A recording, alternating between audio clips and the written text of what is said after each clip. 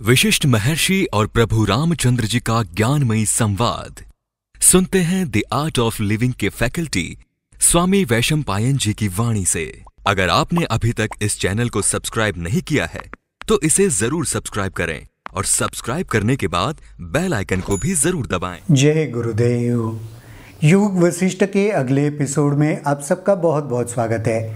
पिछले एपिसोड में प्रभु रामचंद्र जी ने एक बहुत सुंदर प्रश्न पूछा था वशिष्ठ जी को कि शिखीध्वज जो पति था रानी चुड़ाला का, उसको रानी अपनी पत्नी आत्मज्ञानी नहीं कर पाई तो फिर किसको आत्मज्ञान मिलेगा।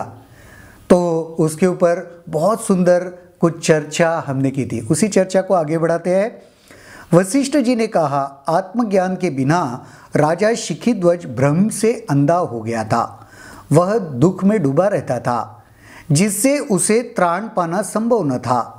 जल्दी ही तुम्हारी तरह वह भी एकांत चाहने लगा, परंतु वह वे राजसी कार्य करता रहा जो उसे मंत्री करने के लिए कहते। उसने खूब दान भी किया, उसने अनेक प्रकार की तपस्याएं भी की, पर न उसका भ्रम ही दूर हुआ और न दुख ही कम हुआ। वो तो अंधा हो चुका था, भ्रम में था ना, अज्ञान में था। तो अज्ञान में होने की वजह से देखो, अज्ञान की पूछ दुख ही है। आप चाहे कितना भी कुछ हासिल कर लो, लेकिन अगर वह परम ज्ञान नहीं हुआ है तो सुख की अनुभूति नहीं हो सकती, आनंद की अनुभूति नहीं हो सकती। तो नेचुरली भ्रम में रहता था तो दुखी रहने लगा। अब उस दुख से निजात पाने के लिए उसने बहुत कुछ किया। मंत्रियों ने जो बताया, एकांत भी थोड़ा करके देखा, दान धर्म भी करके देखा, लेकिन कुछ असर नहीं हो रहा था। वो दुख था जिसकी क्षति वो नहीं कर पा रहा था, जो भ्रम के वजह से, अज्ञान की वजह से उत्पन्न था। फिर एक दिन रानी चुड़ाला से राजा शिखीध्वज ने कहा, प्रिय, दीर्घ काल तक मैंने शासन किया और राज सुख को भी भोगा। सन्यासी के मन को न सुख ही विचलित करता है, न दुख, न समृद्धि, न विपत्ति उसके मन में क्षोभ उत्पन्न कर पाती है। इसलिए मैं वन की राह लूं और सन्यासी हो जाऊं। मेरा प्रिय वन ठीक तुम्हारे जैसा है। वह मेरे हृदय के उसी प्रकार प्रसन्नता प्रदान करेगा जिस प्रकार तुम प्रदान करती हो। मुझे वन जाने की अनुमति दो। अच्छी गृहिणी पति की इच्छा पूर्ति में बाधक नहीं होती। देखो, वो अभी तक ये समझ नहीं पा रहा है कि रानी चुड़ाला आत्मज्ञानी हो चुकी है, लेकिन वह दुख से ग्रसित है। वह दुखी है भ्रम के कारण, अज्ञान के कारण, और उसके मन में वह परम सुख, आत्मज्ञान पाने के प्रति इच्छा भी है। अब वो अपनी पत्नी को कह रहा है, देखो, सन्यासी ही जो होता है उसको कोई भी चीज़ विचलित नहीं करती, सुख भी नहीं, दुख भी नहीं, भोग भी नहीं, अभोग भी नहीं।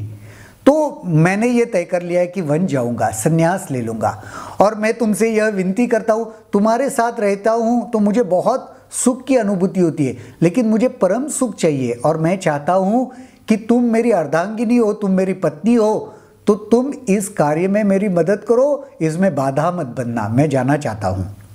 चुड़ाला ने उत्तर दिया, स्वामी, वह क्रिया शोभन होती है जो उपयुक्त समय पर की जाती है। फूल वसंत ऋतु में खिलते हैं और फल हेमंत ऋतु में। वह क्रिया शोभन यानी अच्छी होती है जो समय पर होती है। फूल कब खिलते हैं? वसंत ऋतु में। फल कब खिलते हैं? हेमंत ऋतु में।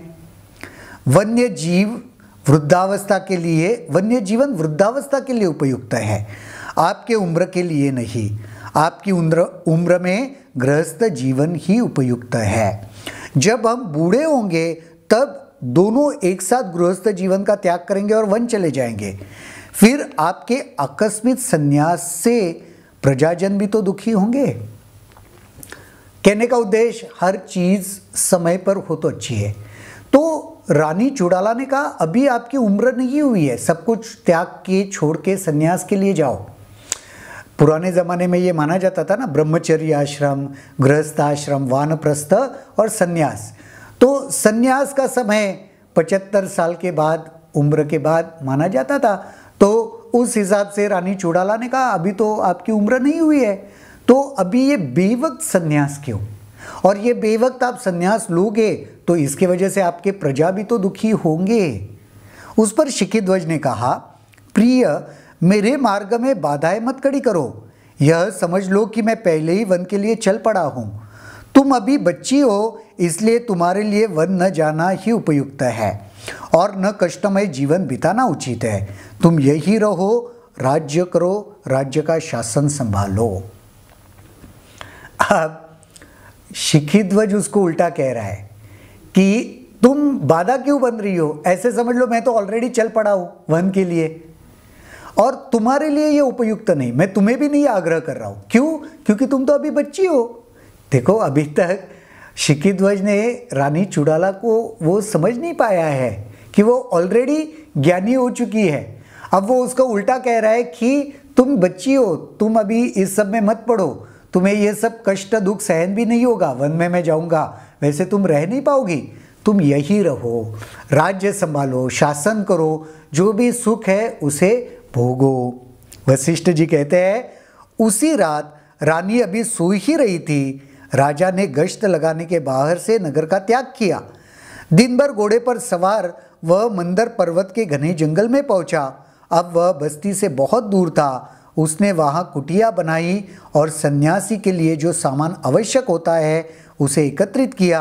माला, कमंडल, दंड, फूलों के लिए तश्तरी, पानी के लिए घड़ा आदि आदि। उस रात में ये कहने के बाद वो सिर्फ रहा नहीं, उसने ऐसे एक बहाना बनाया। रानी जब सो रही थी कि मैं थोड़ा जो आसपास का गश्त लगाता हूँ। पुराने ज़माने में ऐसे होता था ना, वो रात में गश्त लगाने के लिए निकलते थे। तो वो बहाना बनाया और घोड़ा लेके वह कहाँ चला गया? मंदर पर्वत चला गया। और वहाँ पे जाके उसने दूर चला गया था ना सारे उसका राज्य उस सब से, तो फिर वहाँ पे जाके उसने एक कुटी बनाई अपने लिए। देखो, सन्यासी के लिए क्या चाहिए? एक कुटी चाहिए, कमंडलू, ये सब करके वहीं पर उसने अपनी तैयारी पूरी कर ली।